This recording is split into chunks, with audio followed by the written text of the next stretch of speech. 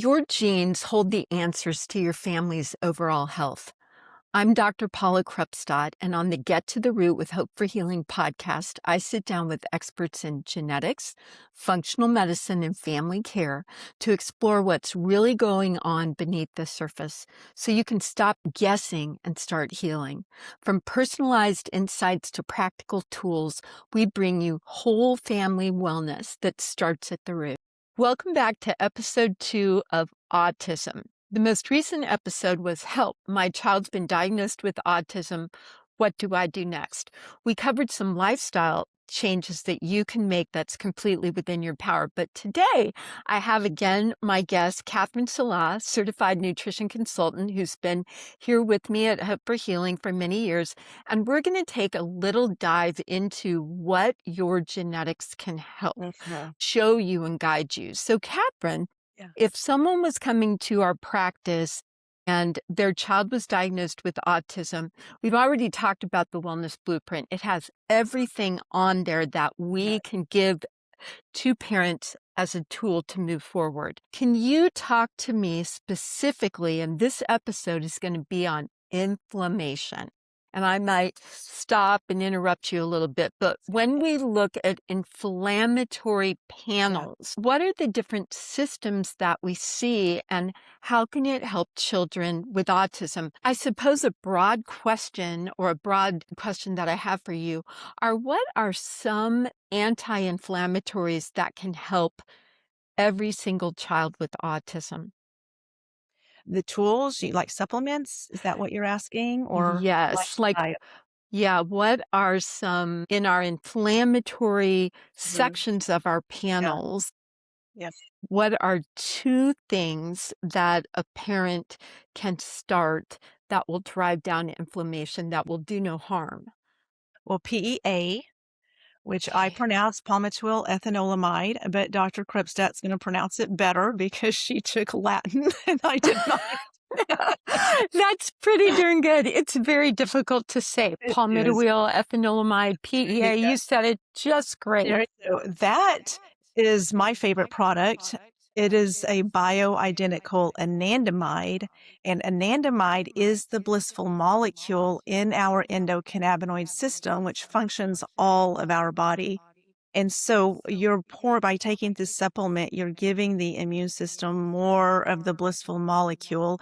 And what that does is how I explain it is it's like putting up a firewall. So the immune system genes that have polymorphisms and aren't working functionally and causing inflammation, it's preventing them from exploding with inflammation. So it's just kind of putting up a firewall is how I explain it. So now the immune system will be modulated and express the way it should express, very calmly and strategically. And so that's my favorite. And that does have no taste. You just open up the capsule, mix it with food. It doesn't mix well with liquid, but that's okay. Mix it with a little bit of applesauce, or if your child is picky, we talk about that. Our health coaches give you suggestions. I had one mom sprinkle it on a strawberry as if it was sugar, and the toddler ate it right up. That's brilliant. I hadn't heard that one yet. Mm-hmm. I frequently talk about my grandson. We open up the capsule and put it on his tongue. There you go. There's different types of PEA, but this one by Vitalitas, it's our favorite. You were talking about a firewall. So there's some cells in the brain that the inflammatory portion of our genetic panel, it's a little cheek swab. Now, again, I'm just mentioning there's lots of different genetic panels out there, but we've tried to make this and the reviews very friendly to parents. So the endocannabinoid system, these cells in the brain called microglia. So what are they doing that the PEA helps with? You kind of alluded to it. So the microglia is that the brain's immune system, and it's just supposed to protect the brain from inflammation. But if our genes have single nucleotide polymorphisms, which we call SNP, S&P, means that there's a variant. Oh, go ahead. So that's just a change Yes. in one little portion of it? Right, so just a portion of that gene has a little variant, meaning like it doesn't, it's just a sequence reading is off. But because of that, the gene doesn't perform and make the correct proteins and enzymes that the body needs to have this system function properly. And so when we have these SNPs in our immune system, it will cause an overreaction, an Okay. exaggerated reaction to a pathogen. And so the microglia, instead of protecting the brain, it'll cause more inflammation on the brain, like a soldier that's gone haywire. Okay, so a pathogen is a foreign invader. Uh-huh. And then these microglia, I also use the illustration, they're like Pac-Man. They're kind of cleaning up the brain. So their little membranes are really on fire. So like you said, Kathrine, the PEA is like a firewall. It calms everything down and it promotes a calmness.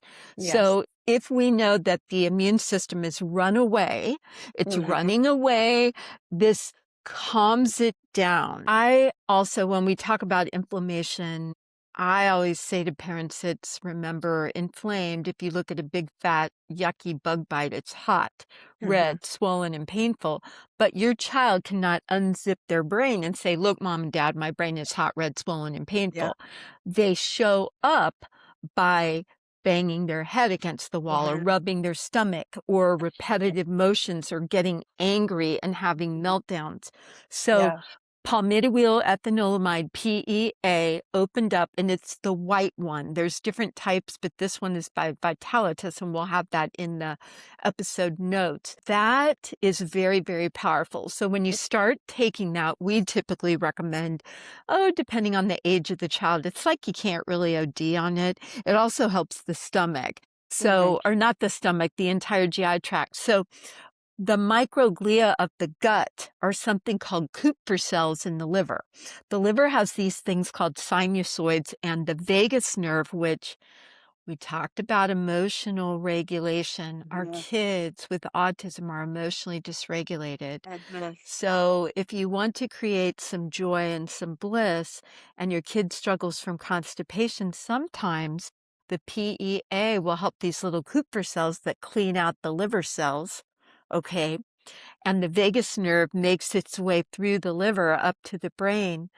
It's calming and it Yeah. might help with pooping too. So constipation is a very big problem in our kiddos with inflammation and autism.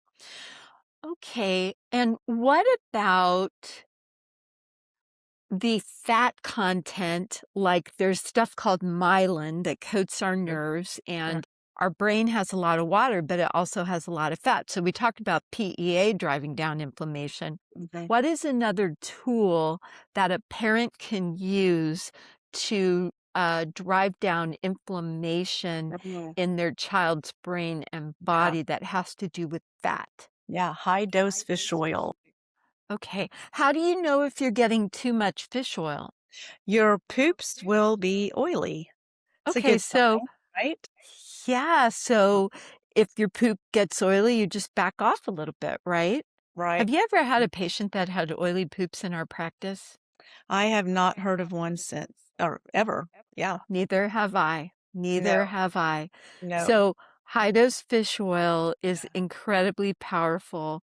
And there's different types. And if your child Mhm. is picky, there's liquid, there's also little gummies. And I've experienced our parents that first come to us, so many of them and you have done so much homework. They're already on a fish oil. They know to take a fish oil, but the quantity is not enough. It's too low. So we're talking high dose. We're talking high dose. Yeah. So when we look at the label, the Mhm. EPA and the Yeah. DHA, and a lot of times people look at other omegas, what is the dose of the fish oil that would be really beneficial, let's say for a child that's, less than 12 years of Yeah. age, anywhere from potentially one, just what are we looking for EPA and DHA? So, yeah, everyone looks at the total amount, but what we want EPA about 1,800 milligrams and DHA around 900 milligrams. So really high dosing. Yeah, We have. littles. that Go ahead. high dose where it's you only take a 3/4 teaspoon, I think, half to 3/4, where if you get some products, from elsewhere, you have to take, like, 12, jellies a day, that's a lot, and you're gonna run Yeah. through your money very quick. Yeah. You know what you brought up, I would say for our littler ones, about 1,200. Okay. Then the kids are more like 6, 7, 8 to 12 if they haven't gone through puberty or aren't starting. 1,800 is good. And then for the DHA, about 900. So Mhm. we're looking at 1,200 EPA and 900 DHA. There's different forms. Yeah. And then for our older patients with autism, we're looking at 2,400 milligrams of EPA and about 1,800 milligrams of DHA. So that, and sometimes even more, depending on what's going on. So that Yeah. fish oil is providing fluidity to the Mm. membranes of our cells. Yeah. When we're really inflamed and we've got a Mm. kiddo, Catherine, that is hitting their head, Mhm. bumping, they're throwing temper tantrums, the Yeah. immune system is on fire. Mhm. So, what does fish oil do for the Yeah. cells Well, when it this is helps. occurring? Yeah, so it's gonna when that happens, your body is in a storm of inflammation, which creates oxidative stress, and that fish oil is gonna go into the cells and kinda clean all of that out. I've heard you say, Paula, that you call it rusting on the inside of your cells, and so Mhm. that's the oxidation, and so it helps go in and oil everything up, per se. Yeah, yeah. I think about when especially here in Texas, we're driving down the road, we see a pickup truck with rust on the bumper. Mhm. It's as if you're rusting your cells from the inside out, burning through the lubrication in the cells. So Mhm. oxidation, bad guys, bad guys, bad guys, all these cells making these inflammatory messengers. And Mhm. so fish oil helps drive that down, and that can really, really help with Mhm. speech. I'd like to thank Fagron Genomics for sponsoring our podcast. Without knowing what your precision genetics are, you don't have a roadmap. So please log on to our website, schedule a welcome call, and see what the Wellness Blueprint can do for you. That's the premier and proprietary genetic panel that Fagron has allowed us to create. Yeah. Now, let's talk about something people have heard about, but let's talk about vitamin D3 with K2. And Yeah. why do we use both together? Yeah. Well, D3, vitamin D, is a secosteroid, which just simply means it's holding up and supporting the immune system. So I think about vitamin D as the freight train cart that holds and carries your immune system. But Huh. if the immune system is overactive and weighty, it's just putting out too much energy, you're going to burn through that vitamin D. And so you need to make sure the faster your immune system is running, the more vitamin D you have. Now, we take vitamin K2 with vitamin D because it'll prevent the calcium from staying in the serum and not sticking to the bones. So we want to take vitamin K2 so the calcium stays in the bones. Okay, so yeah, just to kind of piggyback on what you said. So Mhm, vitamin D is not really a vitamin. It's mhm, a secosteroid and it's very powerful. It crosses in and drives metabolism, but we burn through this when we get sick and we're challenged and we're mm, inflamed. yeah. And before you brought up pathogens, so when people get sick, you can increase it a little bit.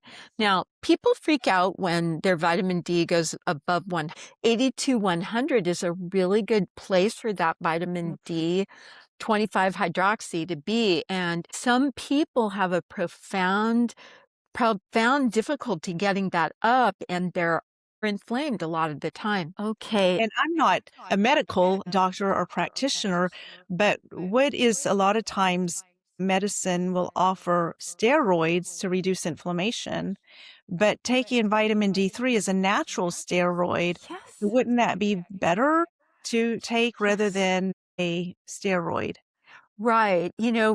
It depends on how much inflammation there is, but if you lean into your natural steroid production with vitamin D3 with K2 and increasing that, Mhm. then it will be burned through rapidly when you're sick. But the reason that steroids from the outside that are given orally or the wrong form injectable, like we like to use intramuscular methylprednisolone because it doesn't suppress the brain's signals to our adrenal gland where natural cortisol production occurs. So if you keep Mhm. getting steroid shots, you'll have an inability to mount a response to foreign invaders down the road. That's But so good to know. yeah, so let's back up a little bit when we talk about inflammation. So we've talked about this endocannabinoid system and Mhm. how palmitoyl ethanolamide PE is so powerful, and then using fish oil and Mhm. D3 with K2. But let's also talk about the cannabidiol system, Mhm. especially what we call CB2 receptors. Yeah. So on our precision genetics, we've identified some genetic markers Mhm. that show us if this system is affected.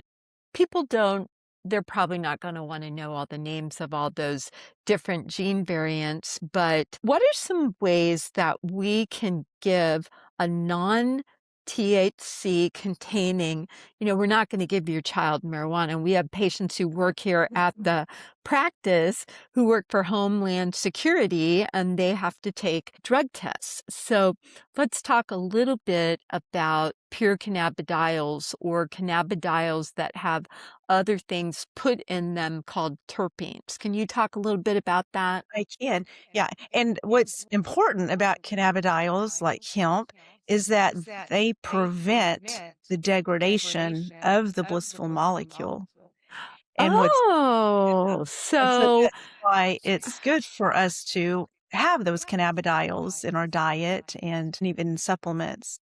So for a child with autism that, can't take a capsule or something like that, how do we administer something to modulate or to Mhm. help infuse the body with a modulator of the cannabidiol system? So we have a transdermal cream, and it's very low dosing, and you just put it on the back of your child's neck. So before they go to bed, you just give them a little massage. Some kids that are sensitive to that, and they don't want to touch, you just rub it on really, really quick, or maybe they can do it if they can do it themselves if they don't like touch. But what that does is that cannabidiol moves up the brain cavity and binds to the CB1 and the CB2 receptors in the brain, Mm. and also the vagus nerve, which will directly connect to the gut. So while your child is sleeping, everything is just calming down. And so it's Mm. really effective. But may I talk about THC and why we don't use that other than Yes. so Yeah, when please. we consume THC is a terpene and it binds to the cannabidiols to help them work better. But unfortunately, too much THC, instead of preventing the degradation of the blissful molecule, it degrades it. So that's why it's not wise to smoke marijuana because you're overdosing. You're getting too much THC, and THC does not bind to the receptor of the immune system, only the receptor within the nervous system. So it doesn't have any healing power. Mm. So we use our CBD, our liquid version, has other terpenes that do bind to both receptors. So they relax and they heal, and they do not degrade the blissful molecule. And so those terpenes we have several of them, one for sleep and anxiety and just overall wellness. But they work good. And they're for older children that can take a sublingual. But the transdermal cream is really helpful for our littles. I know when I see a child that has autism that's profoundly developmentally delayed or they're nonverbal, we tend to use the higher strength, which is 10 milligrams per pump. Mhm, But, if we have a neurotypical child, we'll use a lot less. mhm. And so, but, with autism, these are things that parents can do. Now, let's talk about other options for genetic evaluation because we've talked about how the blueprint Yeah. gives us all these systems, but some other I'm thinking about what we call the neurologic psychiatric panel, and then something called the newborn panel, or even the immune, autoimmune, inflammatory panel. What I love about the neuropsychiatric panel, and when we were just looking at this, it has multiple systems on it, Absolutely. specifically how the brain regenerates itself, because there's things that we can do if we find out that your child's brain doesn't have all of the capacity and the ability to regenerate itself, and the gut brain connection. But what else is on the neuropsych panel? We've got How we inflammation, right? inflammation, but also the neurotransmitters. Like, are we making Oh, enough enzymes and protein to create dopamine, serotonin, GABA, which we need for sleep? It's a very calming neurotransmitter. Also, the monoamines, which break down dopamine and serotonin, catecholamine, which breaks down dopamine and stress.